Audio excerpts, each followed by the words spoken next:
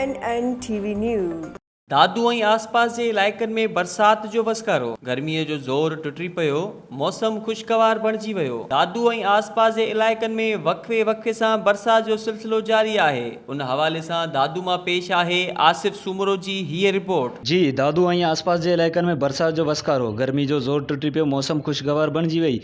बिजली केतिरनि ई कलाकनि खां बंदि पियल। बरसात पाणी मुख्य कारोबारी इलाइक़नि में मेन रोडनि ते बीठल। दादू ऐं आसपास जे इलाइक़नि में वक़्फ़े वक़्फ़े सां बरसात जो सिलसिलो जारी आहे। बरसात सबबि गर्मी जो ज़ोर टुटी पियो आहे, जॾहिं त मौसम खुशगवार बणिजी वियो आहे। बरसात सबबि शहर जे केतिरनि इलाइक़नि मुख्य कारोबार मर्कज़ ऐं मेन रोडनि ते बरसाती पाणी बीहजी वियो आहे, जॾहिं त बरसात सबबि केतिरनि ई कलाकनि खां शहर जी 10 फीटनि जी बिजली बंदि पियल आहे। बिजली बंदि हुजण सबबि पीअण जे पाणी जी किल्लत पैदा थी वई आहे। शहरी सख़्त परेशानियुनि खे मुंहुं ॾेई रहिया आहिनि। जी,